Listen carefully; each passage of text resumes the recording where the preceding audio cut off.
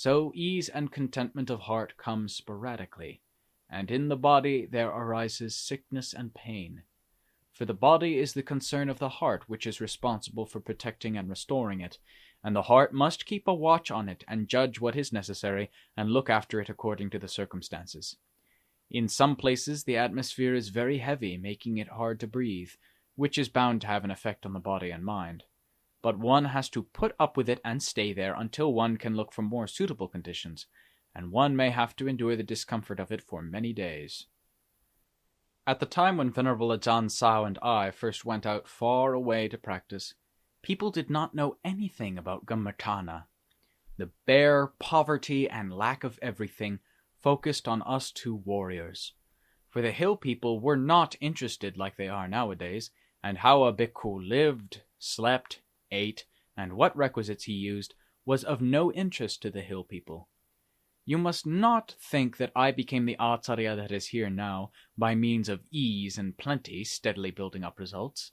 In fact, we had to struggle and strive and practice with suffering and hardship constantly while almost losing our lives. Food. We only had bare rice to eat, see? It was like this much more often than when we had chili and fish that they normally ate. The villagers had no lack of their normal foods, but they did not understand the manner in which Gammatana bhikkhus ate. At the most, they used to put in 1 or 2 bananas, as was customary in putting food in the bowl, and once in a while they may include a packet of chili and salt. Sometimes they would give some chili pounded up with salted raw fish, but we only found this out after we got back to where we were staying and opened the packet. We had to put it aside because we could not eat it. In the Vinaya rules, eating uncooked meats and fish is not allowed for a bhikkhu, as there was no layperson available to cook it for us. Generally, it went like this for Gammatana bhikkhus at that time everywhere they went. It was only after living in a place for a long time, until we came to know their characteristics and they came to know ours, that they came to ask questions so that we got to know each other better. After that, we would leave and go wandering to practice the way in another place where we thought it would be suitable. Then, at the new place where we went, the same thing would happen all over again. For the place where we rested and slept, we had to accept whatever was available by force of necessity, as we had done in various other places already. If it was the dry season, it was more comfortable and convenient, for we could find dry grasses and leaves to lay down where we slept, enough to make it soft to rest one's head so that one could lie down and sleep from time to time. In some villages there were good people who, as soon as they saw a bhikkhu come and stay in the vicinity of the village, would go out and ask them whether everything was all right, and what their intentions were, whether they were going to stay or move on, and how long they intended to stay. We would tell them something about what we were doing so that they could get some understanding of it. Then they would get together and make up a shelter where we could live, enough to ward off sun and wind, and a rough platform on which we could rest and sleep at times. Also a place for walking chankama, which would be enough to make it convenient for doing the practice. Wherever we went, generally if we stayed there long enough, the villagers would come and to make up a place to live and other things, and they would come to have a true faith in us. When the time came for us to leave, they wouldn't want us to go, and they would complain that they were going to miss us very much. But we always had to do what was necessary for ourselves, so we had to return constantly to the practice of wandering, because living all the time in one place is not very good, and our work would tend not to develop as it should. Staying for a while and then moving on is a way to rouse oneself and to keep oneself constantly alert. I found this to be very good for my own character, and my work developed well. Going wandering in the manner of Thutanga in a variety of places without having any fixed destination nor any signposts to define the place or the time, both of which tie one up, is for myself a way that is unencumbered and full of ease of heart. As for others, I cannot say, but if it is done for the sake of not being cluttered up, messy, and disorderly, it should come to the same thing, always moving on, then staying in whatever place one sees to be suitable for practicing the way without any concern or worries, responsible only for oneself, one's body, life, and breath being part of oneself, and the practice of the way being also a part of oneself. Even the path, fruit, and nibbana which should be within one's reach, depends on the practice which is done by oneself, the one who causes it to arise. Going about and staying here and there, and practicing the way for the sake of Dhamma in the manner which is mentioned above, thus depends on oneself to search for what suits the one who should be able to attain and reach Dhamma, which is the goal that it aims for and longs for with every breath.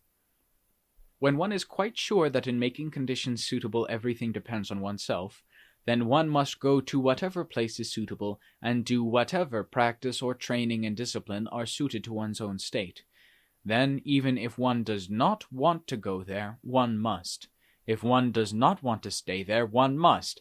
If one does not want to do the practice because one finds it difficult, one must. And if one does not want to do some ascetic discipline when one ought, one still must do it. Even if one does not want to put up with poverty and lack of everything, including the 4 requisites, one must put up with it because one wants to be a good person. One wants to know and see Dhamma, and one wants to gain freedom from dukkha. But if one brings the kilesas to the fore, letting them lead the way, it will be just like it has always been. A short while ago we talked about fear, such as not wanting to stay in lonely places for fear of tigers. This is the way of the kilesas, which always hold one back, not wanting to let one go to those places where it is right to go, where one can practice in the traditional manner of the Aryans who have led the way and destroyed these kilesas. But they, the kilesas, want to lead one to go and stay in those places which are full of people and restless confusion, like those places where people have fun and enjoyment, such as the music halls, the theater, and other places where there is singing, music, and entertainment of various kinds. This is the way kilesas lead one on. They can catch the hearts of people and draw them away from morality, sila, and Dhamma so easily, and they can catch the heart of a Kammatthana bhikkhu and draw him away from the forest, which is the place where he does the practice. Or they may not let him go into the forest for fear of tigers, ghosts, and other things, and then pull him back into the trap, into the sphere of the halls of entertainment, just as they like, after which they finish him off completely.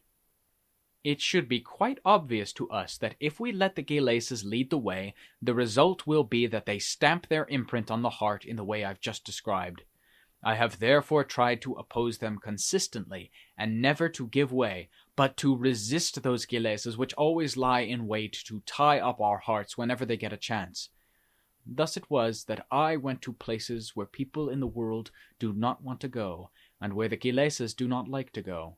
I did things which the world does not like doing, nor did the kilesas, and I trained and disciplined the heart. The heart that is liked by the world, which cherishes the kilesas, not wanting to let it be trained and disciplined all the time by wandering in the way of Kammatthana to all sorts of places. Wandering is in accordance with that faculty which sees what is right by way of Dhamma to bring one results of calm and peace of heart, and also to bring one enough cleverness and wisdom to know what is the true basic structure of the main army and the supporting units of the kilesas, and exactly where they are located all the time, and furthermore to keep going on in this way until mindfulness and wisdom have become strong enough to be able to keep up with them and to sort and divide them out in such a way that those which are good may remain, and those which are evil must be destroyed, and no quarter is asked or given. The main thing that helped in this task was the practice of wandering, and the places where this was done, which have already been described, and these have an importance which must never be underestimated. I always praise and think highly of those who practice the way in the foregoing manner, because this is the straight and direct way to the path, the fruition, and nibbana, as it always has been and will be. But those who can only think of tigers coming to eat them as food as soon as they enter the forest make me feel weary and sorrowful and tired of teaching them. I don't want to teach them, for it is a waste of time and effort, and it is better to conserve my time and energy for teaching those who are genuinely interested and who are earnest and resolute. Then the Dhamma can be of use to the world, which is appropriate to Dhamma as being that aspect of nature which is so valuable. When I see anyone coming to me for teaching whose character is weak and flabby, as if his bones were about to fall out of his body even though he is physically strong and well, I feel sorry, like looking at someone who is sick, who appears to be in a serious, critical condition and beyond hope of a cure by medicine. Then the Dhamma in my heart, which for a long time I have used for teaching people, in fact, since I first started, all runs away and hides, but where it goes to I don't know. All that remains is mere knowing, which one cannot make any use of. I think maybe the Dhamma is afraid of the influence of such complete weakness and flabbiness, which is more than it can stand, so it all runs away and disappears. Then I have nothing left which I can bring out and show him, and I can only sit unable to think, looking at the heart and unable to say anything. Why should this happen? If one compares this with a doctor, he would probably have come to the end of his resources to cure such a severe fever, and with such a person as this, I also probably come to the end of my resources to cure this disease of weakness and flabbiness, which is beyond the possibility of trying to force him and drive him to a cure. So the Dhamma disappears into hiding, and I have nothing left which I can say to him. All you who have come here for training, have you ever thought how the sickness of being afraid of tigers and ghosts is also the kind of sickness that Dhamma is afraid of? It does not dare to face up to this sickness, so if you want to let Dhamma have a way in which it can stay with you, instead of running away and disappearing into hiding, you should make a complete change of heart into a new state. This change of heart need not be very much, for it is enough merely to see something of the virtues and faults of yourself, who is at present so timid. This can be done by thinking how the Lord Buddha, the Sāvakas, and all the Acharyas were true warriors. So at least I must fight against that which I am afraid of at the present time. If I should believe that this fear is sacred, such that when I fight it and treat it badly and drive it out of my heart I would die, I must consider why it is that none of those who have trained themselves in ill-treated fear, such as this fear that I have in my heart at present, and who have driven it out of their hearts, ever seem to have died from it. Why then am I so afraid? And right now, won't I reach the stage of being driven mad by this fear? But if I don't know this for myself, nobody else can know it. So how should I act now and practice for the best? Or do I resist and go completely mad with this fear from now on? In this, the evidence points quite clearly to the fact that the Lord Buddha, the Sāvakas, and all the Acharyas, and in particular the one who is now teaching me to clean out my fear, did not die from being eaten by tigers, and those who have already attained Parinibbana did not go there because the tigers eat them, but because of anicca sankhara. As for myself, why then should I think that the tigers are the only ones who are waiting to act as undertakers with my corpse, as if the world was full of tigers just waiting to act as undertakers to human cadavers, even though I have never seen even one tiger waiting to take the body of someone who has died. I've only ever seen people coming in various ways to carry out the funeral ceremonies, cremations, and such things, and gathering up the bones and disposing of them suitably. After such contemplation, I think that the fear will be prepared to leave, complete with its family, relatives, and descendants who have long established their roots and dwellings securely in the heart.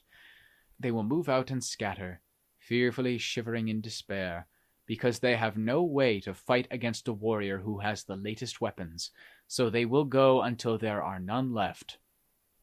After that, nothing will ever again come trespassing, stirring up trouble, and causing fear to arise.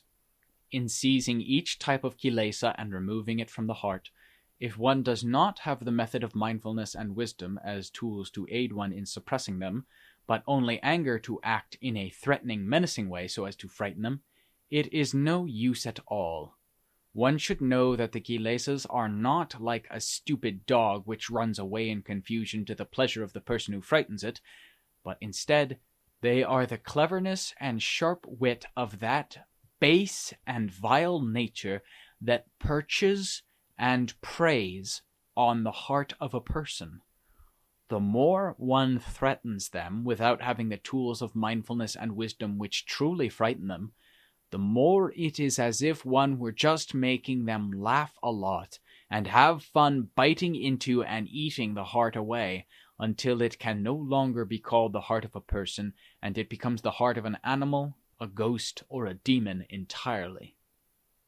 You must not think that the kilesas are afraid of such things as the force of barbarity or ferocity, for such force only comes from the kilesas themselves who provide it, and they suggest that one should thus intimidate them. So it is good fun for them, and they laugh every time one threatens them, because they see that one is stupid to the point that one does not understand that such threats are the kilesas themselves, and this is just their kind of business. If you really want to frighten the kilesas, and to see them flee away before your own eyes, then you must go ahead and practice those methods which have been taught already. In other words, wherever there is more fear, and wherever it is strongest, the more should you go there and stay there, and the more should you examine and contemplate it without letting up or slackening your efforts. What if you should die? Then you should accept this and submit yourself to Dhamma absolutely, without any regrets or longings at all. If you do this sort of thing, the home of the kilesas is bound to be ruined and destroyed, so that they all have to flee in disorder, confusion, and turmoil, worse than a conflagration of the capital city. If you have never seen a capital city all in flame, you should try reforming the kilesas using the methods which I have already outlined. Then you will see the kilesas running in panic and complete confusion away from the heart, more so than people when their house is on fire. I have already done this and seen the results of it quite clearly, and nobody can come and tell me lies about it. Therefore I can talk about it with full confidence, without being afraid of whether anyone will laugh at it or agree with it, for the story of it is true as I have told it. The Dhamma which I bring out to teach you, with whatever ability I have, comes almost entirely from this kind of practice. And if anyone wants me to teach in some other way which I have never practiced, and of which I have never seen the results, I cannot do it, for it would be unfamiliar and strange, and would be talk just for the sake of talking, and it could lead others into trouble, and this I will not do. But teaching of the kind that I have taught here, wherever it goes, I can reach it, because I have the complete confidence in myself that I also have done it in this way, and I have truly seen results of this kind arise clearly in my heart. Whoever wants to see the kilesas falling from the heart and drifting away from it, should try to act and practice in the manner which I have taught here. But if anyone wants to see the kilesas moving in over the heart with their children, relatives, and various supplies for their armies, and setting up their houses and workplaces, and places to discharge their ordure of various sorts into the heart, then he must go the way of giving in and surrendering to them. So when any of the kilesas stirs and comes out even just a little, he bows in submission and pays homage to it. Such a person will be the owner of becoming and birth, which means continual birth and death throughout the cycle of the round, the Vartavana. He has no need to escape, for he can't get free from it and go anywhere else, even to the end of time, because the way of the kilesas and of those who promote the kilesas is just that of birth and death. This is very different from the way of Dhamma, and of those who promote Dhamma, in order to cut away the kilesas and the cycle of births and deaths from the heart at every turn of their work. And in this work they do not hesitate to press forward and fight them in the manner of those who are not afraid of death. In such a person who is a fighter, even if the heart has been weak and feeble, it can change and become strong and resolute, and it can go on until it changes and becomes a heart that is free from the round. Vivarta. Once the heart has become free from the round, there is no need to ask about the various kinds of kilesas, for they will all have disappeared entirely. Now, which way do you want it to be? Are you going to be a fighter for continuing birth and death, or a fighter for the destruction of becoming and birth by getting rid of all the seeds of it which are buried in all our hearts? You must make up your minds now. Don't put it off. You must not think that your breath is very long, like an electric power line, for its length is only as far as the breath going in and out from the lungs to the nose. You must not delude yourselves into thinking it's so long that it will go on forever. The foregoing is the kind of teaching, or vada, with which Venerable Ajaan Mun taught the practicing bhikkhus from time to time. When he taught for the purpose of stirring them up so as to arouse a determined and cheerful attitude towards the practice of Dhamma, the nature of what he taught seemed to be much more intense and pointed than normal. With anyone who had not heard him before, it was quite likely that they would be afraid, to the point of shivering, instead of becoming calm while listening, which is what should happen. For it would appear to them as if he was telling them off and threatening them, whereas in truth it was just his method of presenting Dhamma which was suited to the time, place, and the people who were listening and taking in what he taught, and there was no hate or anger concealed in what he taught at all. But with those who had heard him before, the more they heard him urging them on in Dhamma, and however severe and strong he became, the more their hearts became calm and peaceful. It was as if he helped them to chop up the kilesas within them, so that the kilesas were all cleared out of the heart, in order that they could see clearly with their eyes and hearts while they were listening. This is the reason why the bhikkhus who practice the way have always been so interested in listening to the acharya whom they revere and have faith in, without ever becoming satiated. And it has always been like this, right up to the present day. The revealing of Dhamma in its various parts, on suitable occasions, to those who come for training and teaching, is upheld as an important tradition by those who go the way of Kammatthana following in line from Venerable Ajaan Mun, which is successively carried down both by the acharyas and by those who come all the time to practice the way by depending on the teachers, because the displaying of Dhamma as it applies to the practice in its various levels from the initial stages of samadhi up to the attainment of complete mastery, and from the initial stages of wisdom up to the most subtle, is the display of a map or plan of the direct path of the progress of the chittas of the acharyas. They bring out the teaching from their own knowledge and understanding, which is genuinely derived from their own practical experience, so that those who have come to them for training may follow in their footsteps and check in what ways their own hearts do not conform to the teaching. When they are not yet sure about anything, they may ask so that the teacher can explain or amplify or correct any points where their understanding seems to be faulty, for they do not practice the way in the manner of someone who guesses or assumes what is right and wrong, based only on his own thoughts and views. Generally, those who practice the way learn Dhamma directly from the acharya, from the initial stages of training and bhavana right up to the highest levels, by listening and checking frequently with the acharya.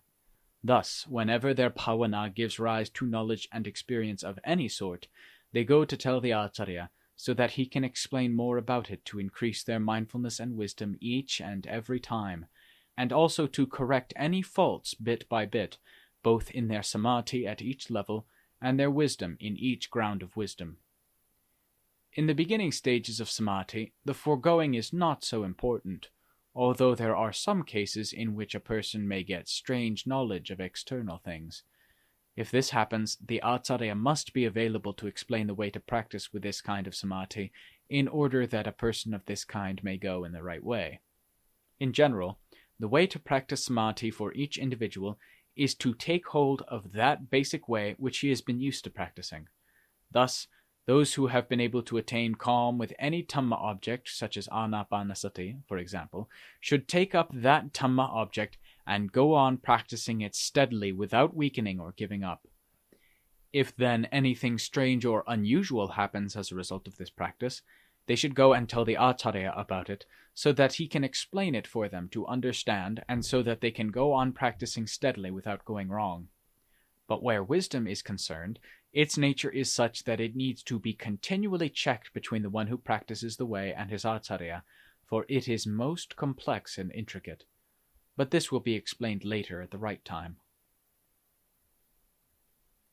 The Thutanga bhikkhus who follow in line from Venerable Ajaan Mun have great faith and reverence for their acharyas, beyond that which they have for their own lives, because they learn Dhamma from the heart of the acharya so that it becomes their own Dhamma. Or one could call it a transmission from one heart to another, and this would not be wrong, for in fact this is what happens. When bhikkhus who practice the way come together to stay with the acharya in the place where he is living, there are bound to be meetings for training, as well as discussions and consultations going on all the time. Anyone who has a personal problem can tell the acharya and get his guidance on this particular problem whenever there is a suitable opportunity. When the acharya has explained and cleared up the problem so that the bhikkhu fully understands, he will go and practice accordingly, and try to make his knowledge, his understanding, and his practical application accord with what the acharya has recommended. If he has further problems later on, he can go again to clear them up when they arise. Others who are also doing the practice will go along and clear up their problems when they arise in a similar manner, but they must not hold on to their doubts letting them pile up, for this would delay their progress, or it might even be a danger to them, because this path is a way along which they have never gone before, and it is quite possible for them to make mistakes and go wrong without them realizing it. Those who practice the way all think and understand in this manner, so that if any of them have any questions or problems, they will bring them out and ask the acharya about them, or one of the other bhikkhus who they think will be able to clear up their problems. For in the circle of those who practice the way, they live together as a group, with a genuine concern for and dependence on each other, and not merely living in the same place. For in living together, the associations between each other variously make for many interrelationships both internally and externally. This is so from the acharya down, including all those who are going the way of the Brahma-faring, Brahmacharya, together. They have respect and love for one another, and when there is anything that they should discuss and talk over, they are concerned that the knowledge and understanding shall be clearly conveyed to each other without any underlying opinionatedness or conceit. Because of this, their living together is peaceful and harmonious, and it is rare that any trouble arises amongst those who practice the way. In fact, in their harmony and cooperation, in their friendliness towards each other by sharing out things given to the Sangha, Sanghavattu, as well as Dhamma and its meaning in various ways, and in the way that they are ready to submit and give way to each other, it shows how well they can practice the way and how they are worthy of respect. Both the seniors and juniors respect each other in their various ways, in accordance with their age in Vassa and the level of their standing in Dhamma, without any taint of being haughty and puffed up. For they have nothing but respect and a self-effacing humility, and these graceful manners between each other are their normal characteristic behavior, and they live together in complete dependence on each other, as if they were all parts of one body.